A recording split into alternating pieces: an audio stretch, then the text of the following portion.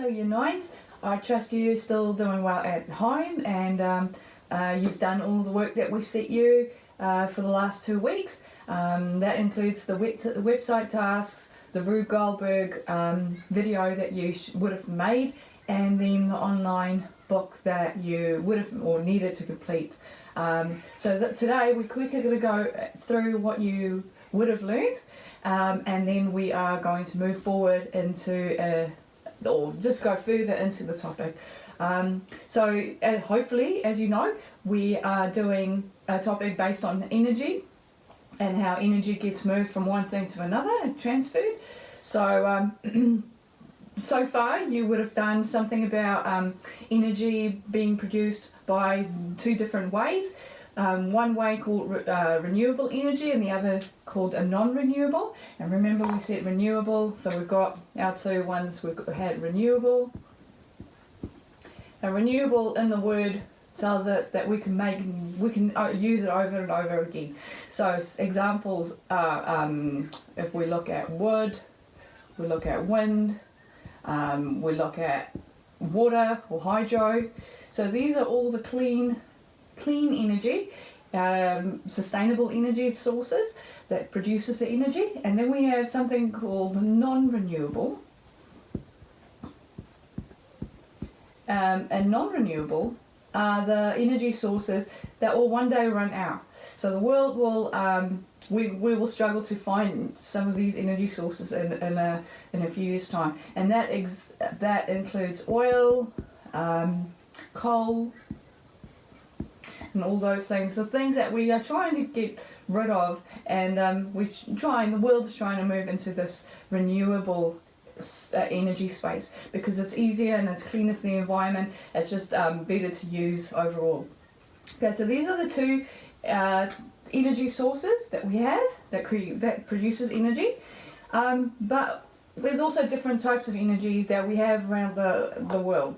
Okay, so the world or the earth is created with a certain amount of energy, and this energy cannot be created or destroyed. All it can do is it can move from one type into another, so it can kind of shift the way it is presented.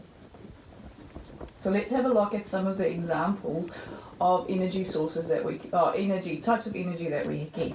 So the first type that we talked about was potential energy. So potential energy, let me write that down. So potential energy is energy that is pretty much in everything that we see around us. We have potential energy. If we have a pen that's lying on a desk, it has potential energy because it has potential to actually do something. And it has the potential to work or move or make a sound. Okay, so at the moment it only has potential.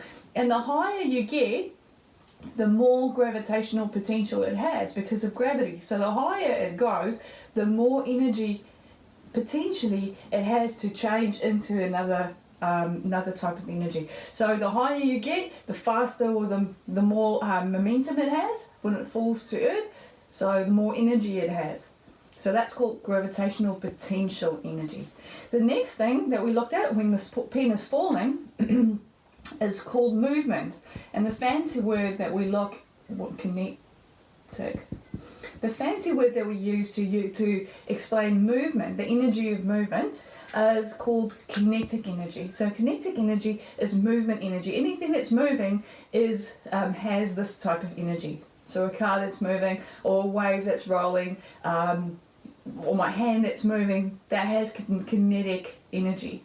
Okay, the next one that we looked at, and the one that you are kind of like hearing now, is sound energy.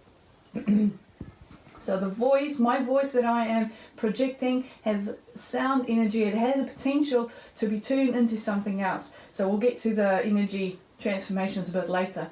Sound energy, then you have something called light energy, and then we'll call that radiant.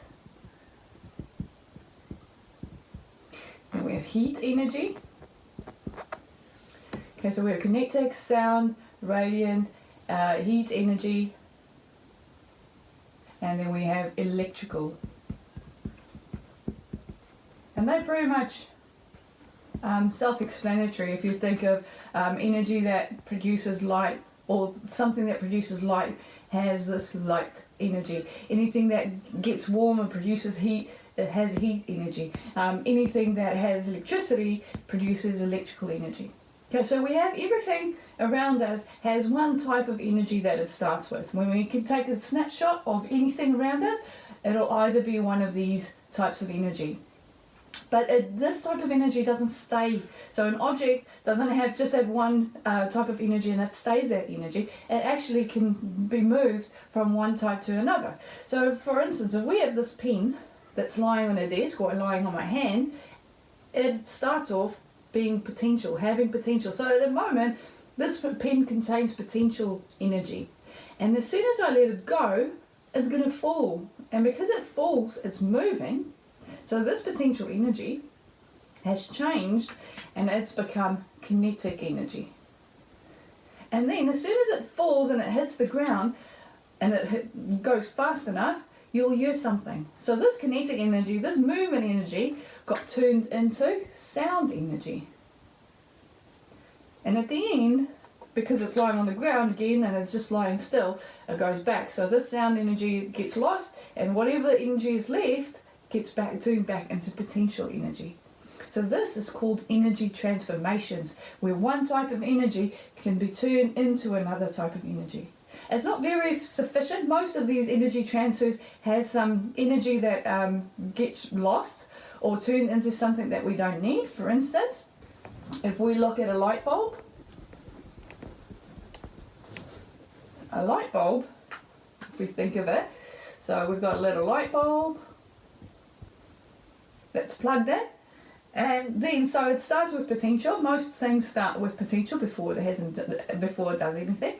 So now my little light bulb, when I turn it on, what's going to happen is, because it works with electricity, it'll start with electrical, and then this electrical energy can get turned into light energy. But this electrical energy also, what happens with a light bulb after a few hours if you try and touch it, you know it gets really hot. So this electrical energy can also be turned into heat energy. It's unfortunate that this electrical energy gets turned into heat energy, because this is kind of a wasted energy, because we're not going to use a light bulb to heat our room. We use a heater for that. So this energy is something that we don't really want, but we want to try and get all this energy to get transferred into the light energy. Okay, so that is why we have more energy efficient light bulbs, because energy efficient light bulbs use electrical energy more efficiently, turns more electrical energy into light energy. Okay, so that's energy transformations. So the next thing that we're going to look at is heat energy. So heat energy, remember heat energy, and we're going to look and zoom into the particles, and we are going to focus on this heat energy and then see how heat energy is transferred, or how heat is moved from one object to another. And especially going into winter now around the home, hopefully you'll have a better understanding of heat and how heat travels, and you can keep your home warmer for longer.